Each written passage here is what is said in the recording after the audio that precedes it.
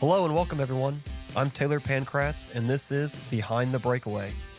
Together with my co-host Jason Barber, this show takes you behind the scenes of leaving your captive broker-dealer firm and explores the world of RIA independence. All opinions expressed on the podcast by the host and guests are solely their own opinions and do not reflect the opinion of Uptick Partners. This podcast is for educational purposes only and is not legal advice and should not be relied upon as a basis for any decisions.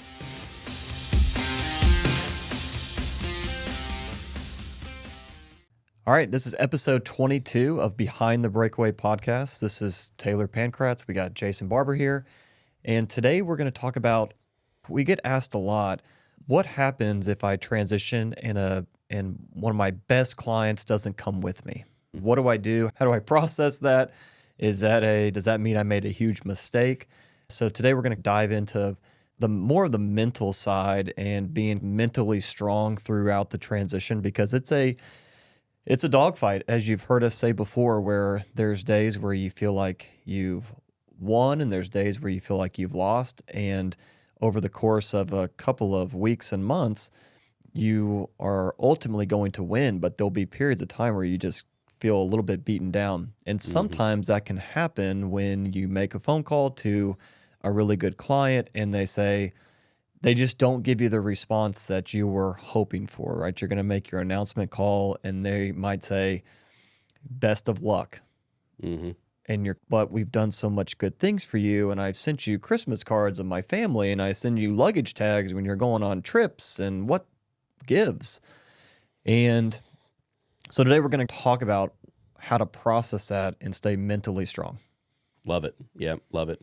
Yeah, and I think at the end of the day, you don't really know. I mean, the one thing that everybody talks about, and I think it's absolutely true, is that when you're preparing to do this and you're talking to your clients, you're going to be mentally checking in your mind of, hey, this client, I'm dead set. They're definitely coming with me.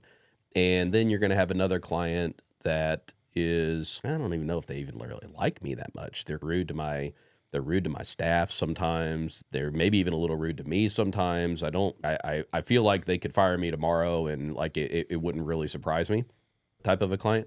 And what you are going to find without fail is that in every single transition, there will be some clients that are in that latter group where you're like, this person might even actually despise me. And they will be the first one in the boat. They will be like, I am coming, right? And they'll tell you all kinds of things. Like, you mean so much to me. I can't live life without your financial advice. And you're going to be sitting here, golly, like I had no idea this person felt this way about me. And it's going to make you feel great. And you're going to be thinking, this is going to be a major success, right? Because if this person feels this way about me, then this other client that we've done all these great things for, of course, they're going to feel the same way. And you're going to call that person and make your announcement, and they're going to say, I don't know, maybe it's just hey, best of luck, good luck on your new adventure, we'll be praying for you. And you will be absolutely just like heartbroken. And I think that person may end up coming around. We always say, it's so funny how you reflect on it now, looking back on it, and I think you always say it best, Taylor, when you say you might be calling this person and they're literally shopping in the grocery store. And this is, from your perspective, this is quite literally the most important thing in the world right now. And in their perspective, they're like, I'm trying to get my milk and eggs for the week. Can I call you back? Or whatever, like that. Or maybe, who knows what's going on, right? Their kids are acting up, being knuckleheads, whatever. They're just, this is not a good time for me to talk, right? Maybe they don't even say that.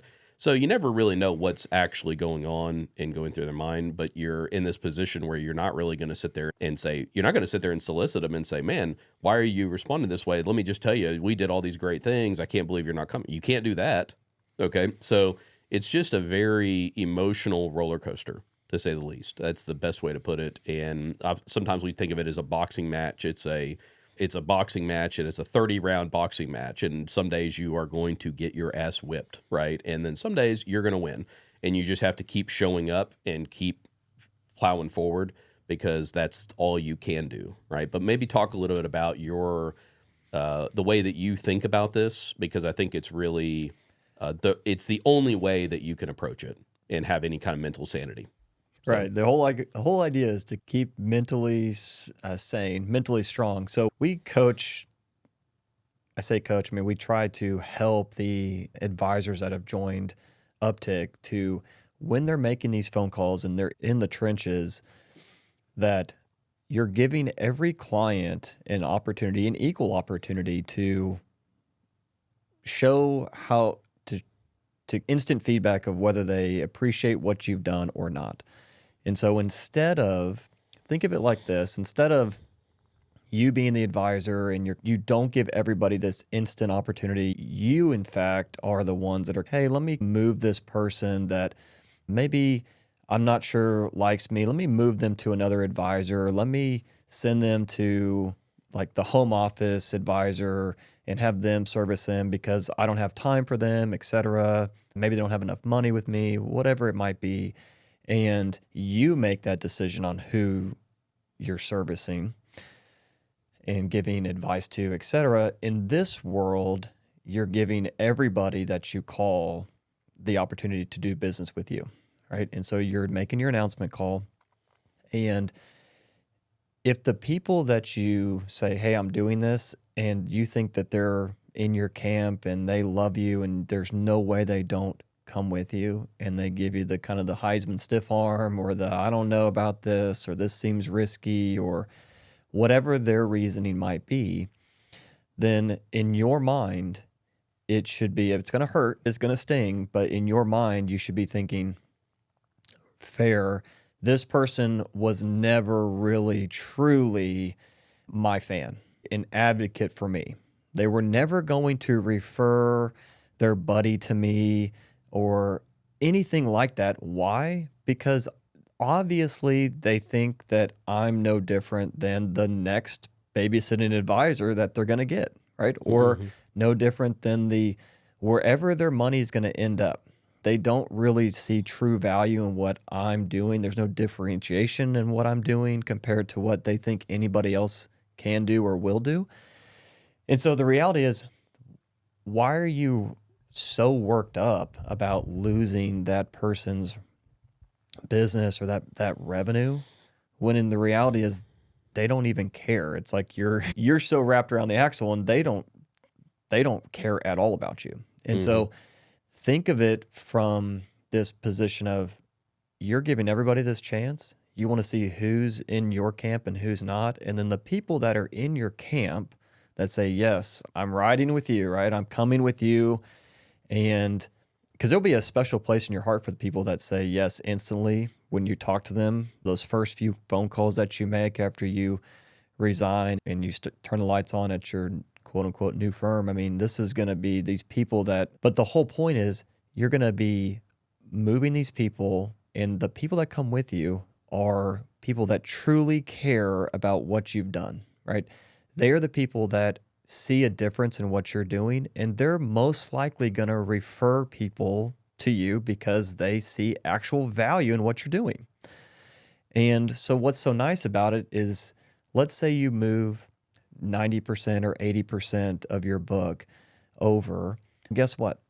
The 20% that didn't come with you, you're no longer wasting your time investing in resources and your own time and your own energy and trying to make a difference in this person's life when they really don't care about about you doing that, right? They don't see any value there. So instead of you wasting 20% of your day, 20% of your week, 20% of your year on clients that don't care about you, you now are going to be spending 100% of your time on clients that care about you, because the 20% that didn't come with you.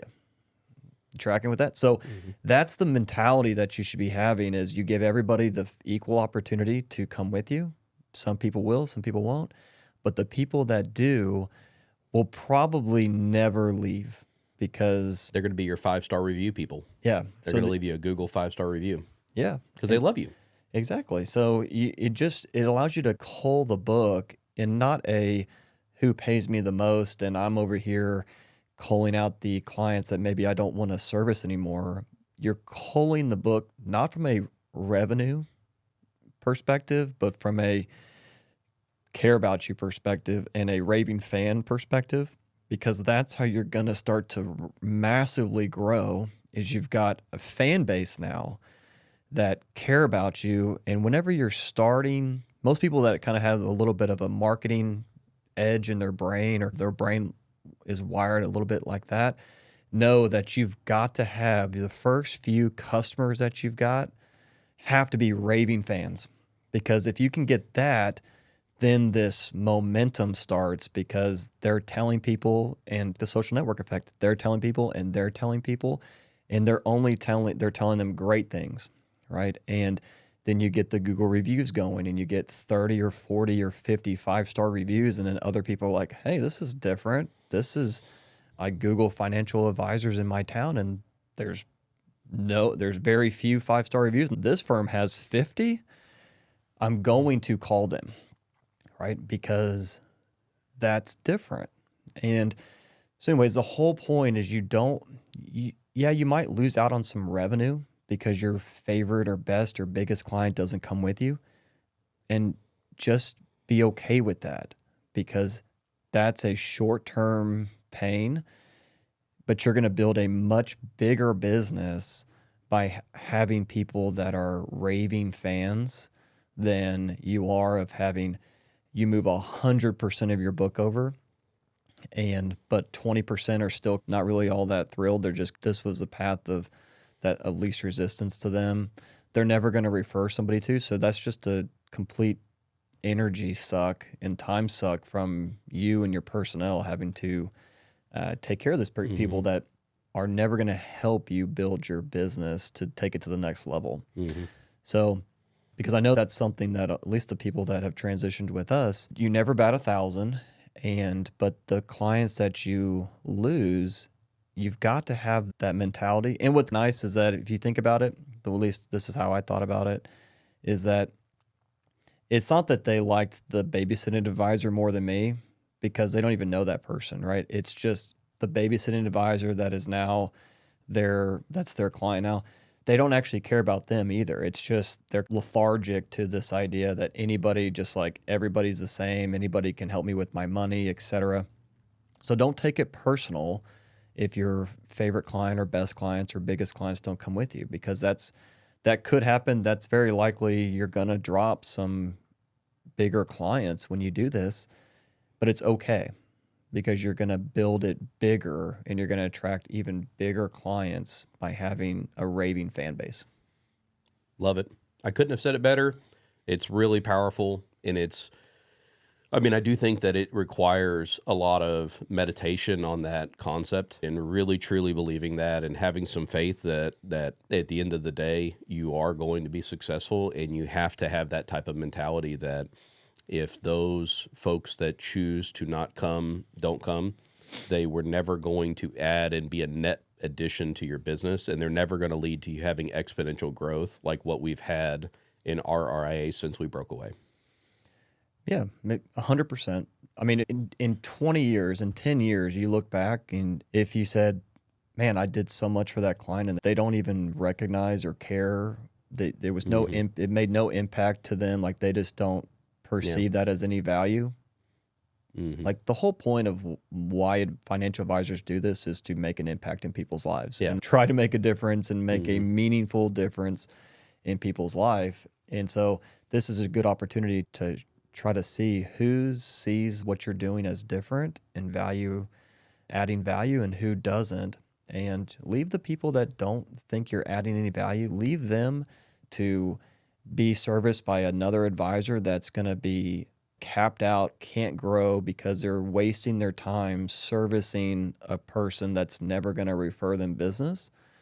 And let them be a time suck on that next advisor, and you go attract more clients that care about you and want to refer people to you. So it's get rid of the dead weight, right? Get rid of the fat, get rid of the dead weight, and really hone a business that is really going to massively scale and wrap up. It takes a leap of faith, because you think that it's like, a lot of things have to go well. And I would argue that once you just cull the book and get it down to people that care about you, you're going to see massive growth. It's impossible to not grow and get nice referrals, a large amount of referrals, a large amount of new business that see your reviews and et cetera, because you now have people that only care about you that are talking to people about it. Anyways, that's that. And anything else? No, but I just think that if there's one episode of our 22 that people listen to, this is a top 5. Yep. All right. That's it. Thank you for listening. We hope you enjoyed the podcast. Please subscribe to our channel. You can find more of our episodes on YouTube, Spotify, and Apple Podcasts. And check us out at uptickpartners.com, where you can learn more about how we help breakaway advisors just like yourself find independence.